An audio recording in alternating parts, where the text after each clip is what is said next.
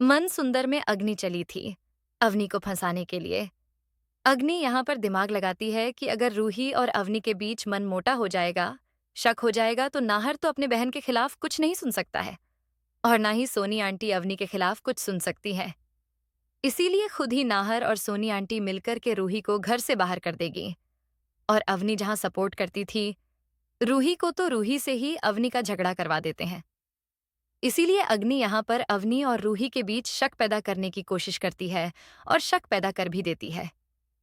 लेकिन यहाँ पर खाटू श्याम बाबा रूही के साथ कुछ गलत होने नहीं देंगे। वहीं रूही और अवनी के बीच बहुत अच्छा बॉन्डिंग है। दोनों भाभी और ननंद के बीच बहुत ज्यादा प्यार है। अवनी सब कुछ रूही को जरूर ही बताती है। जैसे ही रूही को अग्नि अपने रूम में देखती है तो कहती है कि भाभी, आप उस दिन घर साफ कर रहे थे, आपको कोई पेपर मिला था। पहले तो अवनी रूही को अपने रूम में कागज देखते हुए, कागज खोजते हुए देख करके हैरान हो जाती है कि आखिरकार भाभी मेरे रूम में कर क्या रही है। अवनी कहती है कि भाभी, आप कौन सा पेपर चेक कर रहे हैं रूही को। यहां पर भी लगता है कि हो सकता है कि कोई जानबूझ करके साजिश कर रहा हो। अनी कहती है कि दिखाइए भाभी, कौन सा पेपर आपको मेरे रूम से मिला है।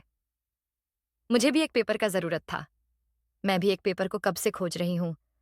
जैसे ही अवनी यहां पर पेपर देखती है तो कहती है कि नहीं भाभी, ये पेपर नहीं है। लेकिन आपको ये पेपर कहाँ से मिला? ये पेपर तो मैंने अपने रूम में रखा ही नहीं था। अवनी कहती है कि भाभी, मुझे लगता है कि मेरे खिलाफ कोई साजिश रच रही है। जानबूझ करके नाहर भैया जो हमें डॉक्यूमेंट दिए थे, हम दोनों कितना ज्यादा खुश थे कि अब हम दोनों को बड़ा प्रोजेक्ट पर काम करने का मौका मिला। उसका एक पेपर भाभी गायब हो चुका है, पता नहीं किसने गायब कर दिया है। यहाँ पर रूही का दिमाग खटकता है और रूही समझ जाती है कि अवनी दीदी और मेरे बीच कोई तो है जो कि झगड़ा लगाना चाहती है। यहाँ पर फिर रूही को अग्नि की यादें आती हैं कि अग्नि ही ऐसा कर सकती है। और जूही भी कही थी कि मुझे एक बार अग्नि के ऊपर शक हुआ था। फिर रूही लगता है कि फिर वह गांड अंकल मुझसे झूठ क्यों बोलेंगे। और वही पेपर यहाँ पर अवनी दीदी के रूम में भी मिला। आखिर बात क्या है? रूही को तो तब तक सबूत नहीं मिलता है।